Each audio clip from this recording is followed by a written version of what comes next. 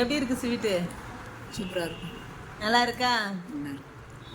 Sweet நல்லா இருக்கா? அஸ்ஸலாமு அலைக்கும். இன்றைக்கி ஹாப்பியாக குக்கிங்கில் என்ன சேர்க்குறேன் அப்படின்னு பார்த்தீங்கன்னா, ஒரு க்ரீமியாக ஒரு கேரட் அரிசி எல்லாம் சேர்த்து ஒரு ஸ்வீட் தாங்க செய்ய போகிறேன். இது வந்து இஃப்தாருக்கு வந்து செஞ்சு பாருங்கள், ரொம்ப டேஸ்ட்டாக நல்லாயிருக்கும். இப்போ இதை எப்படி சேர்த்து பார்க்கலாம். நான் வந்து ஒரு 60 கிராம் பாஸ்மதி அரிசி ஒரு 15 நிமிஷம் ஊற வச்சுருக்கேன். அடுத்து வந்து ஒரு ஜார் எடுத்துக்கிறேன். இதில் இந்த ஊற வச்ச பாஸ்மதி அரிசி இருக்குது பார்த்தீங்களா, அதை வந்து சேர்த்துக்கிறேன். இது வந்து கொஞ்சம் ரிச்சாக தான் இருக்கும், ஆனால் நல்லாயிருக்கும் டேஸ்ட்டு வந்து. அடுத்து வந்து ஒரு 20 முந்திரி பருப்பு, ஒரு 20 பாதாம், இதையும் நான் வந்து ஊற வச்சுருக்கேன். இப்போ அதையும் நல்லா அந்த அரிசியோடு சேர்த்து இதை வந்து நல்லா அரைச்சி எடுத்துக்கிறேன். இப்போ இது மூணையும்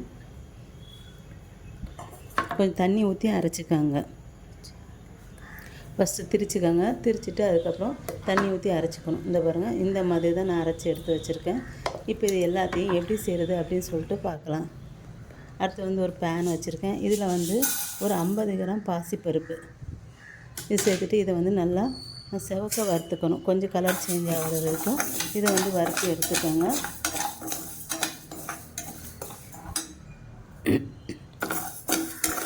பாருங்கள், இதை வறுத்தாச்சு. இப்போ இதை வந்து இந்த மாதிரி லைட்டாக சிவப்பு வரைக்கும் வறுத்துட்டு இதை எடுத்துகிட்டு இதை வந்து நல்லா வாஷ் பண்ணிவிட்டு இதை குக்கரில் வச்சு ஒரு 3 விசில் வச்சு எடுத்துக்கோங்க. பாருங்கள், நான் நல்லா கழுவிட்டேன். இதை வந்து இப்போ வந்து ஒரு 3 விசில் வச்சு எடுத்துக்கலாம்.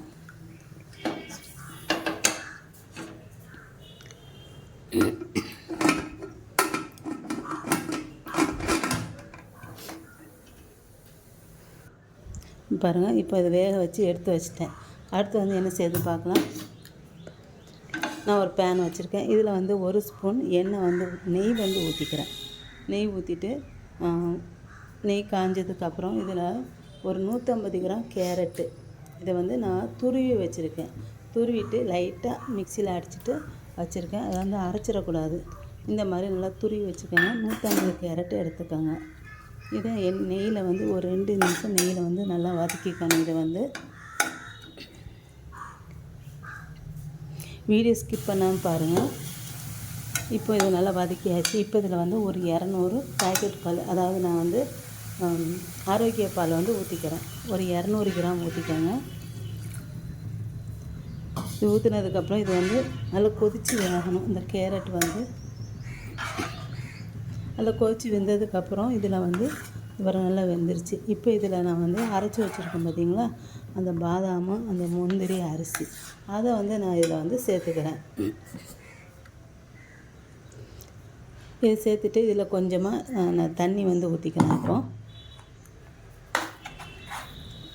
இது வந்து அடிகனமான பாத்திரம் போட்டுக்கோங்க, இல்லை வந்து சட்டுன்னு வந்து பிடிக்கும். இது வந்து கீழே வந்து அரிசி இந்த அரைச்சி ஊற்றுறோம்ல, அதனால் லோ ஃப்ளேமில் வச்சுட்டு ஃபஸ்ட்டு நல்லா கிளறி விட்டுட்டு அதுக்கப்புறம் கொதிக்க விடுங்க. இது வந்து நல்லா பச்சை வாசனை போக கொதிக்கணும்.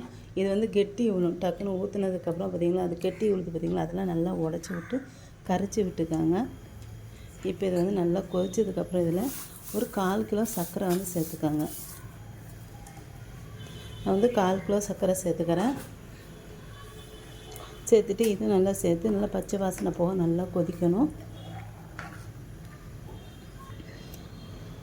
இப்போ இதில் பாசிப்பருப்பு வேக வச்சு வச்சுருக்கேன் பார்த்தீங்களா, அது வந்து சேர்த்துக்கோங்க. ஒரு 50 கிராம் பாசிப்பருப்பு வேக வச்சு வச்சுக்கோங்க. அதை வந்து சேர்த்துட்டு இப்போ எல்லாமே சேர்ந்து நல்லா கலந்து கொதித்து வரணும்.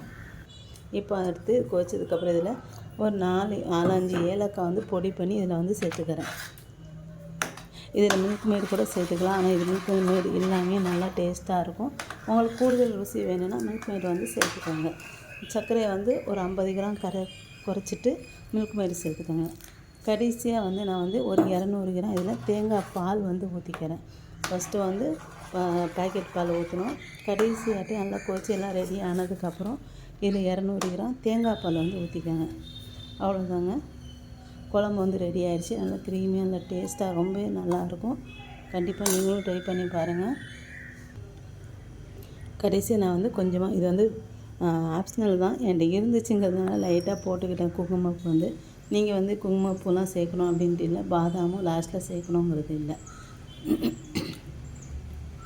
இந்த வீடியோ உங்களுக்கு பிடிச்சிருந்தா லைக் அண்ட் கமெண்ட் ஷேர் பண்ணிக்கோங்க. என்னோடய சேனலை மறக்காமல் சப்ஸ்கிரைப் பண்ணிக்கோங்க.